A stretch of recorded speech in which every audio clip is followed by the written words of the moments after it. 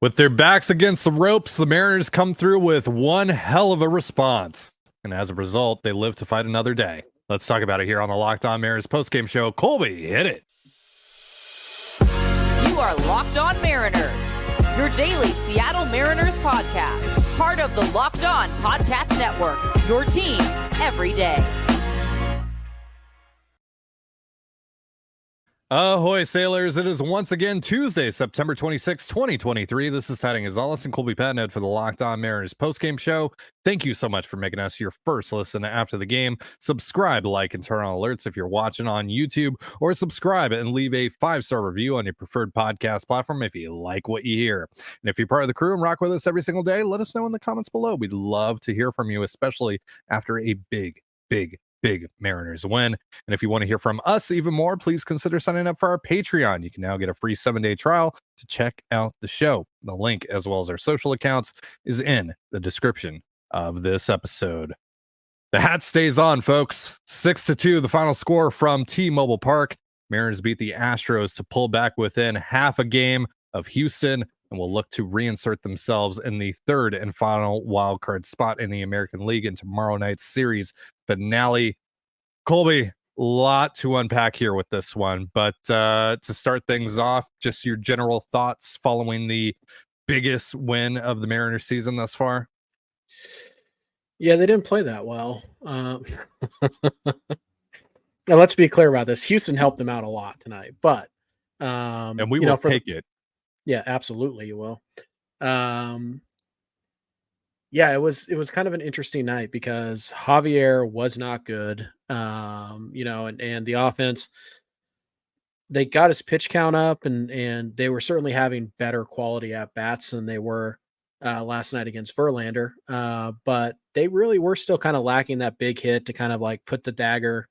And they didn't really get it until Montero came in, and even that was a little bit lucky. Cal Raleigh breaks his bat and all of that, and somehow 2-run score on a single. But you take it and all that. So sometimes you need those breaks to go your way, and lately it's felt like none of them have gone your way. But when you watch the game, it's just like a whole, and you kind of take in and you understand like that's baseball sometimes. The Mariners played.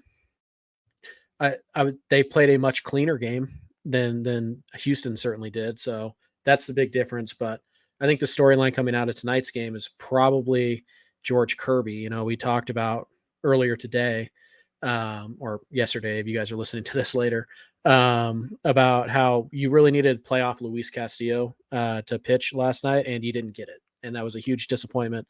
And it put so much pressure on Kirby, who has not been good for the last month or so, to go out and be playoff George. I don't think he was quite as dominant as he was in his playoff start against the Astros, but he was pretty darn good. Not a lot of whiffs. I think he only had 10 whiffs on, let's see what it is, 10 whiffs on 53 swings. So that is not a high ratio. Didn't rack up the strikeouts, but again, he only walked one guy, and that was an intentional walk. He only allowed 5 hard hit balls.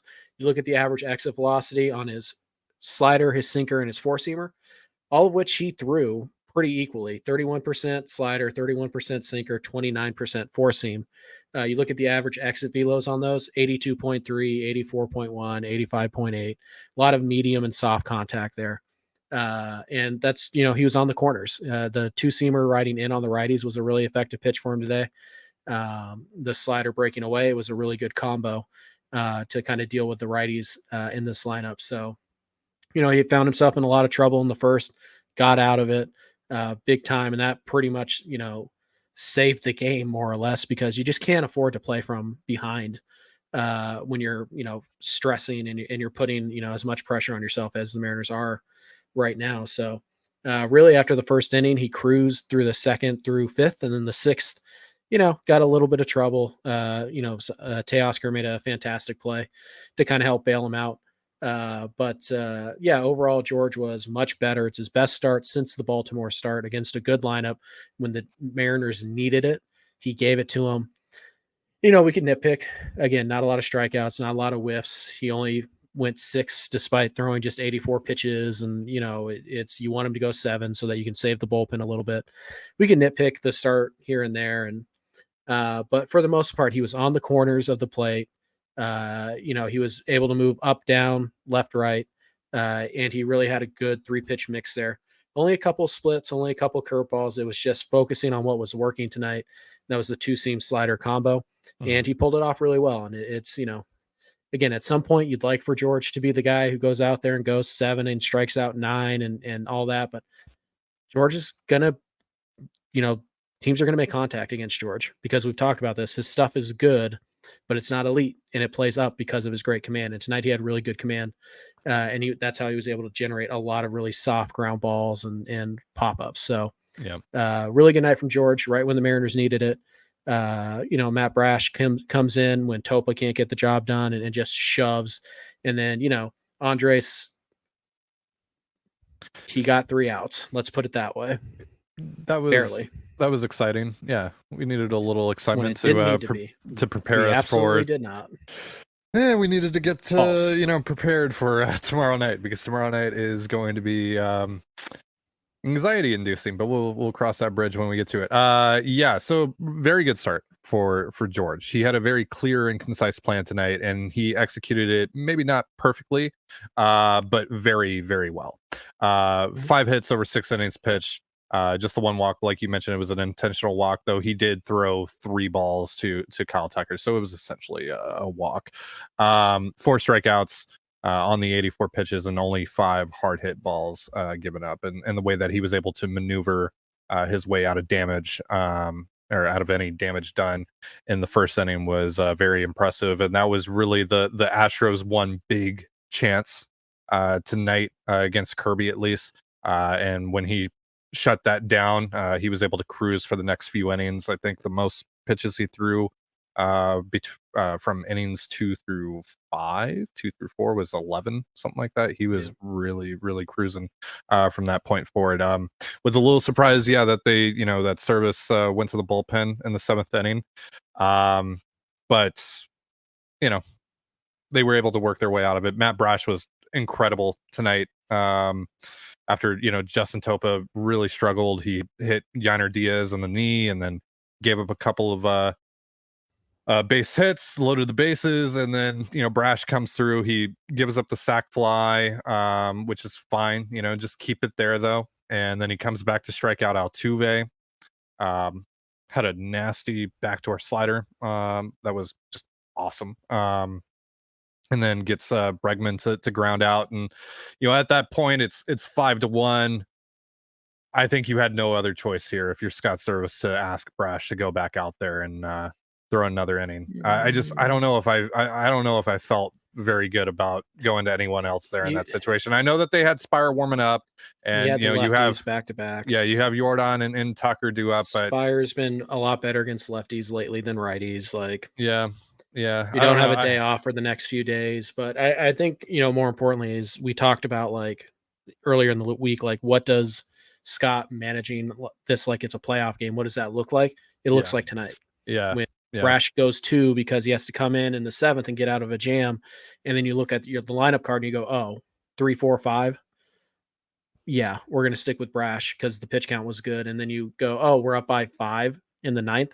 Doesn't matter. We're going to Andres Munoz because we can't risk this, we can't risk losing this one. And it didn't exactly work out the way you wanted it to, but it worked out well enough. So this Scott managed tonight like it was a playoff game, like it was a do or die playoff game, and it basically was. So that's what it looks like. And you can certainly understand why they sent Brash back out there. Again, that's why I probably would have pushed Kirby, but if George comes in and tells you that he's done, then I guess he's done. And there's not a lot you can do about that.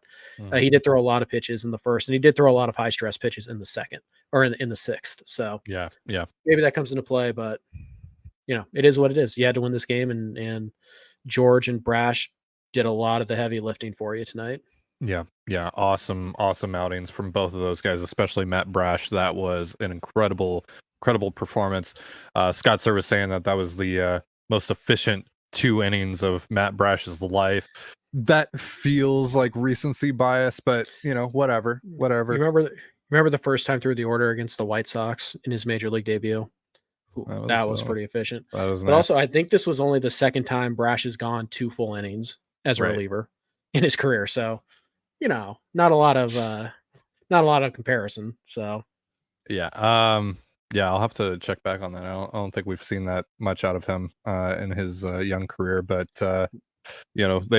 Scott Service called his number tonight and he came through and then some. So hell of a job by Matt Brash tonight. We're going to talk about the very interesting incident that happened with George Kirby before the end of his start and more in just a moment. But first, a reminder, this episode of the Locked On Mariners postgame show is brought to you by LinkedIn. Are you struggling to close deals? Cold outreach is wasting the time of both the buyer and seller at every stage, especially when sellers are using shallow and outdated data. Your organization can overcome these challenges, however, with technology that translates comprehensive, high-quality buyer data into real-time insights.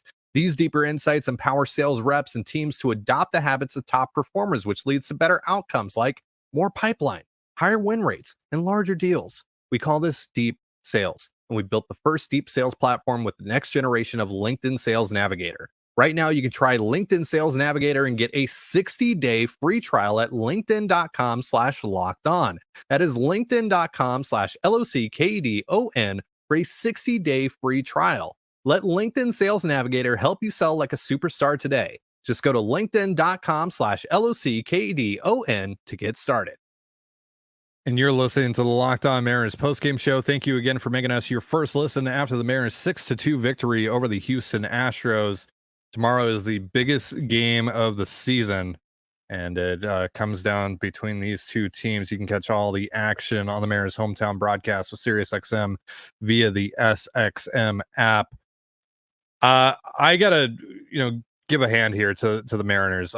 It would have been very easy for them to come out tonight, play flat, basically just curl up and die after the way the last 4 games have gone. But this was one hell of a response by this ball club. Job's obviously far from finished, right? They still have a lot of work to be done here, starting with tomorrow night in that big game. But I got to commend them for what they did tonight. That was very impressive. Yeah, really cool stuff. yeah. So very weird incident occurred before the end of George Kirby's night tonight. Kirby asked for a ball from the umpire, but he already had a ball in his hand, and all of a sudden, here comes a ball not from the umpire, but from the third baseline stands, and it hits him in the chest.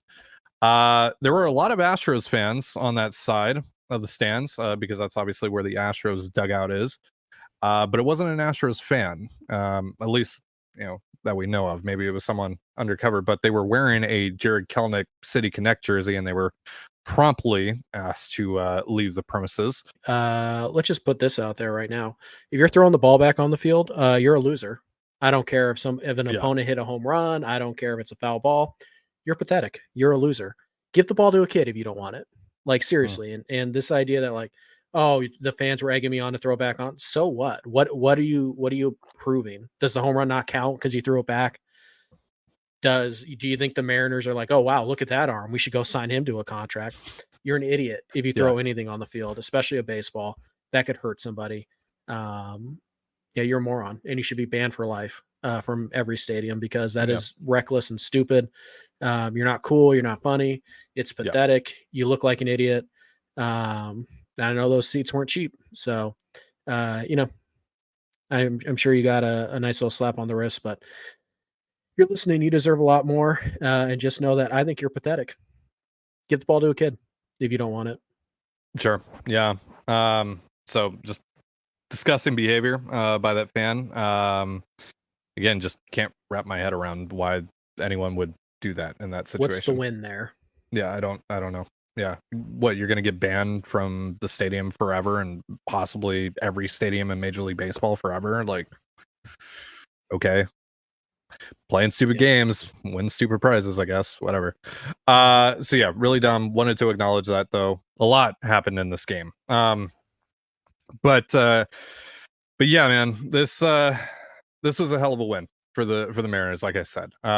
Just the resiliency that this team showed tonight is really admirable, and they gotta come correct with it tomorrow again. They gotta come back with that same energy And they're going to need a hell of a start out of Bryce Miller. It seems like that's who's going to go here. I mean, for me, I would strongly consider starting Logan Gilbert on short rest. I don't think that they're going to do that, but Framber Valdez is on the bump.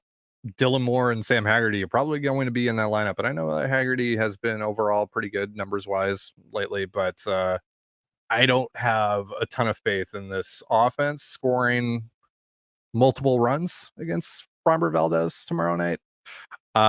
We'll talk about that more in just a moment, but first, a reminder: this episode of the Locked On Mariners postgame show is brought to you by Jace Medical.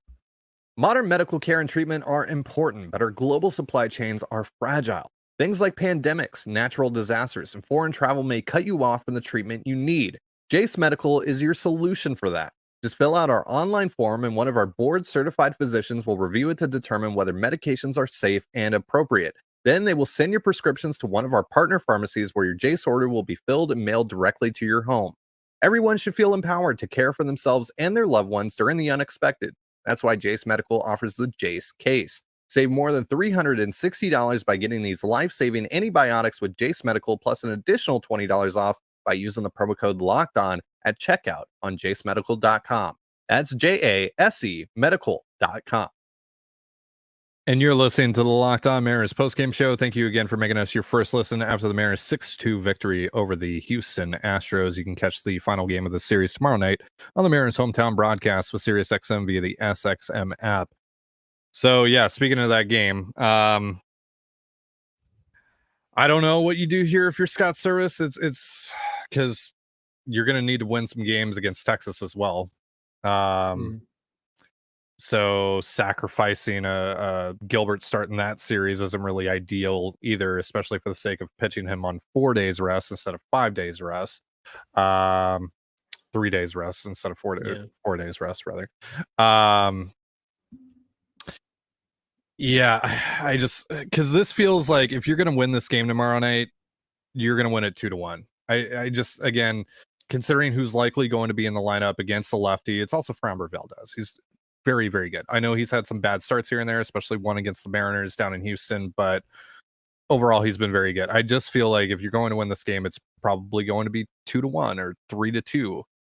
And I don't know if Bryce Miller is necessarily the best option to give you, 1-run, 2-run ball over 6 innings. You had an interesting idea, though, that you were kind of spitballing with me before we started recording. So you want to share that and maybe we can go over that here a little bit? I mean, sure. Typically between starts, usually I think it's the third day. So the first 2 days after you pitch, you rest, then you throw a bullpen, and then you get one more day off and then you pitch, right? So whoever's turn it is to throw their bullpen, it's usually like, I believe it's like 35 pitches. Now, every organization does differently. Maybe the Mariners don't do this. I don't know. But just based on what I know about other organizations, tomorrow I think would be the day that Wu would throw his 35 pitch bullpen or his 50 pitch whatever it is. Mm-hmm. Instead of having him throw that bullpen, put him out in the bullpen and just essentially use the 30 pitches that he was going to use in the pen in the game tomorrow, if you have to. And if you don't, then he throws the bullpen after the game. It's a little bit risky. The Rays did something like that with Matt Garza and James Shields early in their career. If you know a guy's going to go out there and he's going to throw 35, 40 pitch bullpen at 90% or whatever, then why not just save, that ammo for in the game? And you can kind of piggyback Bryce, or you can have Wu out there since Miller might only be able to, or since Brash might only be able to go one. So it's a bit risky. Wu has to be comfortable with it. And obviously, this isn't something he's used to doing at all. So it's not a easy solution. It's not like a no-brainer type of situation here, but I think it is something you should consider, because at this stage, every single pitch counts, every single out counts, and every single, opportunity that you have to gain a little bit of an edge, you kind of have to take it. So Wu coming out of the bullpen instead of throwing his his, between start bullpen, maybe that's something you consider. Maybe not, because he's a young guy and because he's already thrown a lot of pitches this year and he's thrown a ton of innings. Maybe he's not even throwing that bullpen in between starts. We don't know. But yeah, just something to consider. But yeah, Miller against Framber is not a matchup that is going to favor you. Now you did get Framber once. You did get to him once this year, and you could do it again. But this is a start where Miller goes out there and he gives up 3 runs in the first. Like, the game's probably over. And at that stage, you kind of need to win 3 of 4 against Texas to even have a shot, of catching Houston. So all hands on deck is kind of the thing here. Obviously, Kirby's not going to be available tomorrow.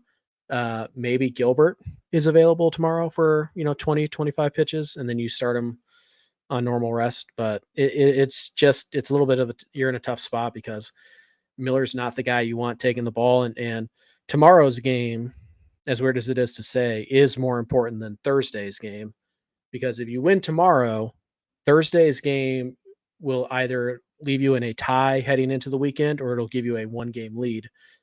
Either way, if you win tomorrow, you just have to win the same number of games as Houston does the rest of the year to get in. So it's a tough spot. I don't think they're going to ask Gilbert to go on short rest. I don't think that they're going to ask any of the starters to come into the game or anything like that, even though it is that type of situation where it would make sense in some ways to do that. So tough spot. And we talked about, hey, maybe you needed to go out and get another reliever. Maybe you needed to go out and get a swing guy. Maybe you needed to go out and get a starter. And this is why. So you didn't have Bryce Miller. He's really litigating the deadline again, folks. Yeah, well, forever and always. But yeah, and then also we did see Bryce shove against the Astros, in one of his starts this year. So yeah, you never know. It's baseball, but obviously, just looking at the pitching matchups right now, you're at a major disadvantage going into tomorrow's game. And it is crucial that you win. If you win tomorrow, your playoff odds go up significantly.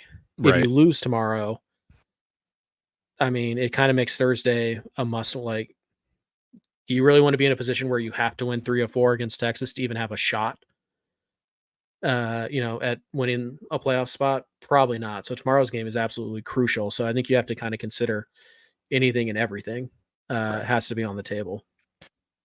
Yeah. So we'll see how it turns out. One thing to keep an eye on here is Chas McCormick was obviously hit in the back by a Andres Munoz fastball, and that looked awful. And he looked wobbly. He had to be helped off the field by the Astros trainer and Dusty Baker himself. So hoping the best for Chas McCormick. Obviously, we don't wish injury upon anyone here. But even that would obviously be a significant loss for Houston tomorrow. And even though he's a filthy cheater, sure. Still don't wish any, physical harm to him. Yes, he was he certainly doesn't care about Ty France's physical health, but no, you don't want to see a guy get hit. That looked like that got him like kidney or spleen. Like that looked like, that looked like something that might cause you to do something that I would say on CTZ, but not on here. So wishing him the best. And of course Dusty's already playing the victim and like, oh, they're always going after our guys. I'm tired of them. Did he really? Did he really? Let's see. Dusty's quote. I'm tired of our guys getting hit. It makes guys a lot bolder when they don't have to hit. So he's implying that Andres Munoz, who spiked a slider in the other batter's box, intentionally hit Chas McCormick with their playoff lives on the line. Dusty Baker stays a little crybaby. Yeah, there are some numbers that I would love to show Dusty Baker and since Astros 2021. fans. Yeah. Since 2021, Astros pitchers have hit 33 Mariners. Mariners have hit 17 Astros. Literally 2-1. Stop crying, you children. Yeah. But yeah, wishing the best for Chas McCormick. We'll see what that means for tomorrow night's game. That would obviously be a pretty big loss for Houston. Not just for tomorrow, but potentially moving forward for the rest of the regular season here. So yeah, man, tomorrow is going to be nuts. it could go a bunch of different ways. Unfortunately, we have seen on many occasions fans pack T-Mobile Park. There's a big opportunity at the Mariners' hands, and it's been a major letdown. The pessimistic Mariners fan inside me is kind of expecting that again, is kind of preparing myself, coddling myself, if you will, with the expectation of that happening again. I hope I'm wrong, though. I hope I'm wrong, because we could have a really fun post-game show tomorrow night if they're able to pull this thing out.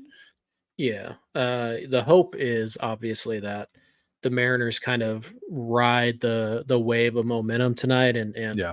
Houston, who made all the mistakes tonight, like that kind of piles on them, because Houston, I mean, it's probably more important for Houston to win this game than it is Seattle, because Seattle still has a path without this game. Houston's path is pretty much we have to sweep Arizona, who's also fighting for their playoff lives. But the hope is that they're the team that's tight. You come out loose and you kind of ride the emotion from this game. You played fairly well. The at-bats tonight were so much better than they were the night before. They ran a lot of 3-ball counts. They didn't chase nearly as much, except for Gino, but whatever. Don't need to talk about that. Oh, by the way, silly us. Shame on us for not mentioning that Ty France went yard. Yeah, I was about to get there. Okay. You spent 3 minutes on the idiot who threw the ball back, so I didn't have time to do this in segment 2. But right, yeah, Ty home run single today. He had hit last night, I believe, and he was actually pretty good on Saturday and Sunday's game in Texas. Maybe, just maybe, this is the start, but we'll see. He also did have a really bad strikeout in this game, so we'll see. But yeah, it was nice to see your offense kind of produce tonight without getting really anything from JP and Julio. Julio had a sac fly, but he did not look good again. JP was 0 for 3 with 3 strikeouts tonight. Like he was also chasing and expanding the zone. Like those two guys were not good tonight, but Cal had a couple hits. And Gino another caught stealing. Yep. Big play. Jared hit a ball hard, or Jared had a base hit. Mike Ford had a base knock. France had the big game. Josh Rojas looked really good at the plate. Couple hard hit balls tonight. Just missed a double or a home run, into right field. So yeah, the offense was pretty good tonight. Wasn't great, wasn't exceptional. Doesn't give me a lot of hope that, they're the August Mariners are back or anything like that. But 4 walks, 11 strikeouts, not the ratio you want. The offense was okay tonight, but they were certainly helped by the errors. Multiple errors at third base that led directly to runs, because they're petrified of the speed of Mike Ford, because that makes sense. So, yeah, Houston certainly helped you out tonight. Yep. Houston certainly helped you out tonight. The offense is going to have to be a little bit better tomorrow even to, score runs, because it's not likely Houston's going to commit 3 errors. But obviously the hope here is that you felt the crowd kind of get back into it a little bit. You stop the bleeding. You're riding this momentum. It's kind of a do or die game for both sides in a way. So really both sides. Yeah. Because both sides are really struggling this month. Right. And you can feel the pressure on both sides too. Going into the last series of the year with an edge, even if it's just a game or a half game, is a major difference. And it feels like an insurmountable mountain to climb for either team, really. Right. And because Seattle has the tiebreaker, if they win tomorrow, they're essentially a game up on Houston, because Houston would have to, if the Mariners win tomorrow, just to set the stage here, any combination of 3 wins after tomorrow's, if Seattle wins tomorrow, if they win 3 of 4 against Texas, it doesn't matter what Houston does. If they go 2-2 after tomorrow, if they win again, then Houston has to sweep the Diamondbacks to get in. So that's the stakes for tomorrow's game. And the other side, if the Mariners lose, they have to win at least 3 or 4 against Texas to have a shot. Unless Houston gets swept by the Diamondbacks, then you can win 2 and still get in. But tomorrow's game is huge. It's massive. And you hope that these guys come prepared, and you hope that Bryce Miller has it, and you hope the bullpen is 100% ready, and you hope that the offense is a little bit better even than they were tonight, and you just find a way to win that game. And then Thursday's game, it's not a freebie. It's not, you want to win that game, but if you lose, you still go into the final 3 games of the season just needing to match Houston. That is a massive advantage that you could have if you win tomorrow's game. And if you don't, we're kind of right back on that same, like, it's probably over. Like that's it. That's all she wrote. Yeah, so yeah. It's again the epitome of, it's over. We're so back. It's never been more over. Oh, we're going to the World Series. Yeah. That roller coaster all year. So hopefully they got one more pivot inside them. Again, I would say, I feel like if the Mariners win tomorrow's game, they're going to go to the playoffs. I feel like if they lose, they're not going to get in. It does feel like that, because it feels like tomorrow. I mean, tonight was. It felt like the life was kind of brought back into this team, and the life was brought back into that building. I mean, the crowd was electric tonight. Every time someone comes up, they're chanting their name, JP, Teo. Like, it was awesome. It was awesome tonight. Right. But it feels like if you win tomorrow, that's like the vibes restore. Right. And you're at home, and I think Houston is in Arizona, if I'm not mistaken. So it just it feels better.